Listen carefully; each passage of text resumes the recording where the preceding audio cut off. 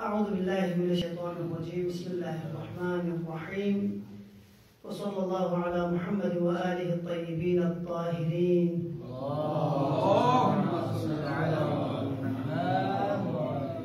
أما بعد، قال مولانا أمير المؤمنين عليه السلام: العجز آفة، والصبر شجاعة، والزهد ثروة، والورع جنة، ونعم القرين الرضا. ہماری گفتگو مولا کائنات امیر المؤمنین علیہ السلام کی کلمات کثار میں ہے۔ آج حکمت نمبر 4 کے بارے میں گفتگو ہوگی۔ اس حکمت میں مولا کائنات نے 5 صفات، جس میں سے ایک منفی صفت بد، اور 4 صفات جو اچھی خصلتیں ہیں ان کو بیان فرمایا، اور ان کے آثار کو بھی ذکر کیا ہے۔ ان میں سے سب سے پہلی صفت العجز آفت، عاجزی اور ناتوانی آفت ہے۔ یہاں پر عاجزی کو مولا کائنات نے مطلق بیان کیا کہ کون سی عاجزی ہے جو آفت ہے۔ یہ عاجزی علمی عاجزی بھی ہو سکتا ہے۔ عاجزی سے مراد کوئی ناتوانی ہے۔ ایک عاجز انکساری کے معنی میں تو وہ مراد نہیں ہے، بلکہ کم علمی، اور اسی طرح آپ کہیں کہ جسم میں عجز ہونا، علم میں عجز ہونا، یعنی ناقص بھی آپ کہہ سکتے ہیں۔ ناقص علم، ناقص جسم، اور معنوی طور پر کمی ہونا، اور اسی طرح اقتصادی طور پر عاجزی، یہ تمام قسم کی عاجزی آفت ہے۔ کیوں؟ چونکہ علمی عاجزی ہونے کی صورت میں، علم میں کمی ہونے کی صورت میں انسان وہ چیز بیان کرنے سے قاصر ہوتا ہے جو پروردگار چاہتا ہے، بلکہ وہاں پہ وہ اپنی طرف سے دلائل لے کے آتے ہیں، اپنی طرف سے برہانات لے کے آتے ہیں، اور جو اس کے ذہن میں راسخ ہے اسی چیز کو، چونکہ اپنی اس کمی کو چھپانے کے لیے وہ مختلف قسم کی تعویلیں کر کے اپنے آپ کو لوگوں کے جو سوالات ہیں یا لوگوں کی طرف سے پیش آنے والے جو مشکلات ہیں اس سے اپنے آپ کو بچانے کے لیے مختلف قسم کی باتیں وہ گاڑتے ہیں، جس کی بنا پر وہ دنیا میں بھی ذلیل و رسوا ہوتا ہے اور آخرت میں بھی ذلیل و رسوا ہوتا ہے۔ اس کے علاوہ اس کا ایک نتیجہ یہ بھی ہے کہ وہ لوگوں کی نظروں سے گر جاتا ہے اور وہ بے ارزش و بے قیمت ہوتا ہے۔ اور جس میں عاجزی بھی، انسان اگر عاجز ہو تو اس صورت میں محتاج ہوتا ہے، کسی دوسرے کی طرف محتاج ہوتا ہے۔ اور کل آپ لوگوں کی خدمت میں بیان کیا کہ محتاج ہونا اور دوسرے کے اوپر انسان دوسرے کو دیکھنا، دوسرے کی مدد درکار ہونا، یہ بھی ایک قسم کے احسان ہے، اور وہ احسان تلے وہ دب جاتا ہے۔ اور جس طرح مولا کائنات نے اپنے ایک اور فرمان میں فرمایا کہ الاحسان عبید الانسان عبید الاحسان، انسان جو ہے نا احسان کرنے والے کے کیا ہوتا ہے؟ یہ غلام ہوتا ہے۔ لہذا عاجزی کے اقسام میں سے وہ مفہوم وسیع ہے، اور اسی طرح فکری عاجزی بھی، ناتوانی بھی جو ہے نا مولا کائنات نے فرمایا کہ یہ بھی کیا ہے جی؟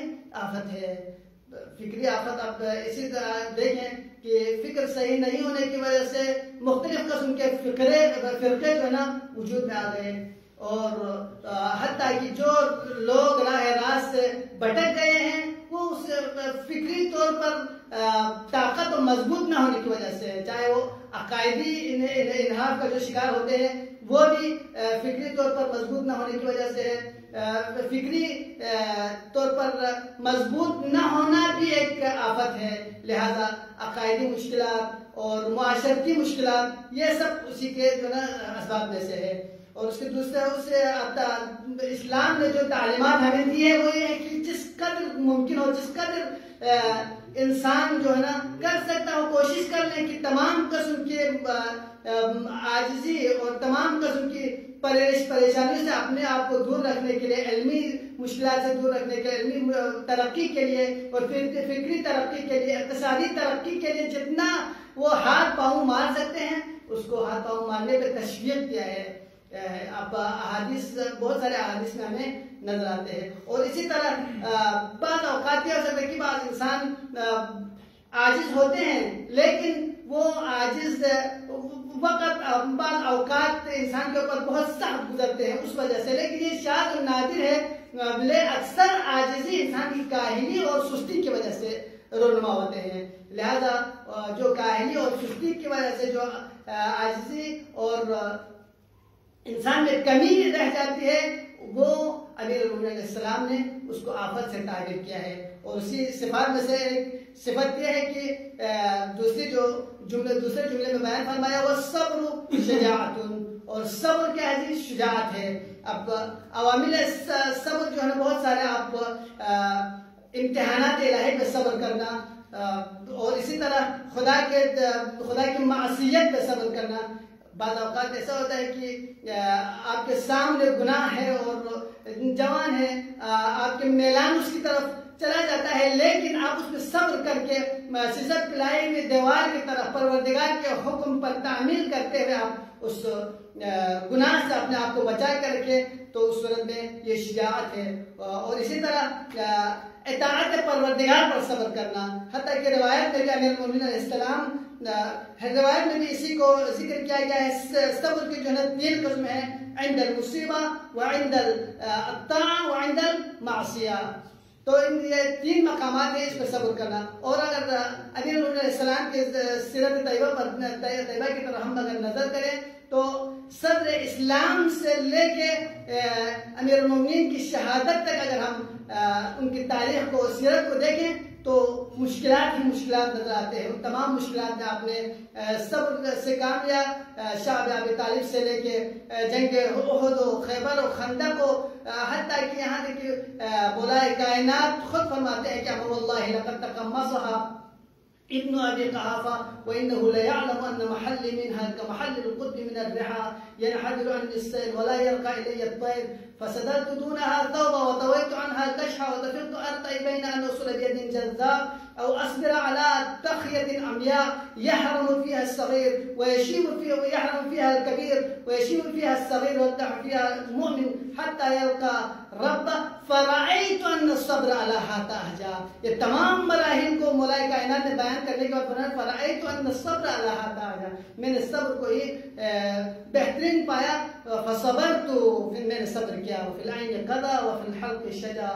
مولا آپ سب جانتے ہیں خطبہ شخصیت کے حوالے سے، تو مولا کائنات کے ان صبر کی بنا پر اسلام کے آئین جو ہے پوری دنیا میں پھیل جاتے ہیں. ابھی آپ اور میرے سامنے اسلام کے جو تعلیمات ہم تک پہنچ گئے ہیں، یہ امیر المومنین علیہ السلام اور باقی امام معصومین علیہ السلام کی صبر کی وجہ سے ہے. اور حکماء بھی اسی حوالے سے فرماتے ہیں کہ الصبر مر، صبر جو خود صبر کرنا آسان کام نہیں ہے، بہت خطرناک ہے. صبر انتہائی سخت ہے اور مر ہے، لیکن کون اس صبر سے کام لے سکتا ہے؟ کہتے ہیں کہ لا یجرعہ الا حر، جو آزاد انسان ہے وہی صبر کر سکتا ہے. لہذا ہر کوئی صبر نہیں کر سکتا.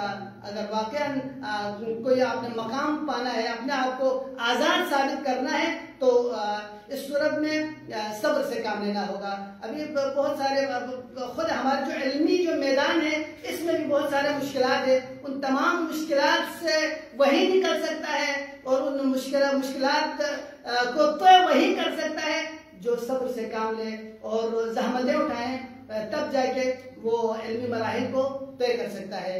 اور اسی صفات میں سے جو تیسری صفت مولا کائنات نے فرمایا کہ وَالزُّهْدُ ثَرْوَةٌ، اور زہد جو ہے نا دنیا سے بے رغبتی، دنیا سے بے رغبتی کیا ہے؟ ثروت ہے، مالداری ہے. اہل زہد، زاہد شخص، وہ دنیا اور دنیا دار لوگوں سے وہ بے نیاز ہوتا ہے. بلکہ بسا اوقات یہ بھی ذکر کیا ہے کہ جو مالدار ہیں ان سے بھی زیادہ یہ زاہد جو ہے نا غنی ہے. کیوں؟ کیونکہ مالدار شخص جو ہے نا بسا اوقات وہ پریشان رہتے ہیں کہ اپنے مال کی فکر میں رہتے ہیں، اپنے مال کو مزید اضافہ کرنے کی فکر میں رہتے ہیں، اس پہ چوری ڈکیتی وغیرہ نہ ہو اس فکر میں رہتے ہیں. لیکن زاہد شخص کیا ہے؟ اس کے لیے کوئی پرواہ نہیں ہے، وہ خدا کے اوپر توکل کرتا ہے اور خدا کے عطا کردہ پہ وہ راضی رہتا ہے.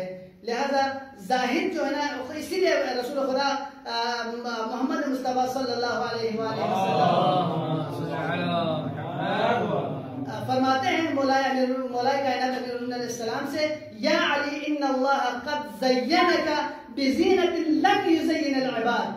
اے علی، پروردگار نے تجھے ایک ایسی چیز سے زینت عطا کی ہے جو بندوں میں سے کسی کو حاصل نہیں ہے. احب الی اللہ منہا زینک بالزہد فی الدنیا. اور یہ زینت جو ہے پروردگار کے نزدیک اس قدر محبوب ہے کہ زینک بالزہد فی الدنیا، آپ کو دنیا سے زاہد بنا دیا، دنیا میں آپ کو زاہد قرار دیا، یعنی دنیا سے بے رغبتی. اس لیے اگر ہم مولائے کائنات کے کلام فرامین کی طرف دیکھیں تو کبھی یہ فرماتے ہوئے نظر آتے ہوئے ان دنیاکم عندی من عفتۃ عنز، بکری کی چھینک سے کبھی تشبیہ دیتے ہیں، کبھی یا دنیا غری غیری انی طلقتک ثلاثۃ لا رجعت فیہا. کبھی مولائے کائنات فرماتے ہوئے ان لکل معموم امام یقتدی بہ وان امامکم قد اکتفی من دنیاکم بتمرہ ومن طعمہ الا بقرصہ. مولا کائنات کے زہد کی حالت کو آپ دیکھیں. لہذا عزیزان محترم، زاہد شخص دنیا اور اہل دنیا سے وہ بے نیاز ہوتا ہے. اب بے نیازی ہی سب سے جو نا بڑی کیا ہے جی، ثروت مندی ہے. اور اس کے بعد چوتھی جو صفت ہے جسے مولا کائنات نے فرمایا والورع جنۃ. ورع کیا ہے جی؟ تقویٰ اور پرہیزگاری سپر ہے. یہاں پر بہترین جو تشبیہ مولا کائنات نے سپر سے دی ہے، جس طرح دشمن کے تیر، دشمن کے جو آفت سے بچنے کے لیے جس چیز کا سہارا لیا جاتا ہے وہ سپر ہوتا ہے، ذرا ہوتا ہے. لہذا شیطان کے جو وہ وسوسوں سے بچنے کے لیے شیطان کی طرف سے جو تیر اندازی ہوتی ہے ہمارے نفسوں پر، ہمارے دل و دماغ پر، اس سے بچنے کے لیے بہترین جو سپر ہے وہ ورع ہے، تقویٰ ہے. بعض نے کہا ہے کہ تقویٰ سے کچھ اعلیٰ مرتبہ ہے ورع کا جو مرتبہ ہے. اور آخر میں مولا کائنات نے اسی لیے کہ اس ورع کے بارے میں بھی فرمایا کہ لکل شیء اسس، ہر چیز کے لیے اساس ہوتا ہے. وہ اساس الدین الورع، اور دین کی اساس الایمان الورع، اور ایمان کی جو اساس ہے، ایمان کی جو بنیاد ہے وہ ورع ہے. اس کے بعد مولا نے فرمایا وَنِعْمَ الْقَرِينُ الرِّضَى، اور بہترین ہم نشین کیا ہے جی؟ پروردگار کی رضایت پہ راضی ہونا ہے. اگر کوئی خدا کی رضایت پہ راضی ہو جائے تو اس صورت میں اس کے لیے پھر کوئی مسئلہ ہے ہی نہیں ہے. وہ ہر حالت میں خوش رہے گا، ہر حالت میں وہ مسرور رہے گا. اور جو بھی ابتلاءات، پریشانیاں، مشکلات اس کے سامنے آ جائے وہ اس کو خدا کی طرف سے اگر نعمات کی صورت میں مل جائے تو خداوند عالم کی طرف سے عطا سمجھے گا. اگر مشکلات آ جائے تو خدا کی طرف سے امتحان سمجھ کے اس کو جی لے گا. لہذا ہر حالت میں وہ خوش ہوں گے. جبکہ اگر آپ کو دنیا میں دیکھیں، دنیا میں لوگ خوشی کو حاصل کرنے کے لیے کیا سے کیا نہیں کرتے ہیں، لیکن مولائے کائنات نے اس کا جو نمونہ آپ اور میرے سامنے پیش کیا. اگر خوش رہنا چاہتے ہیں دنیا میں اور آخرت میں کامیابی چاہتے ہیں تو اس صورت میں خدا کی رضایت پہ راضی رہے تو دنیا میں بھی خوش ہوگا اور آخرت میں بھی آپ کو نجات ملے گا. وصلی اللہ علی محمد وآلہ الطیبین الطاہرین.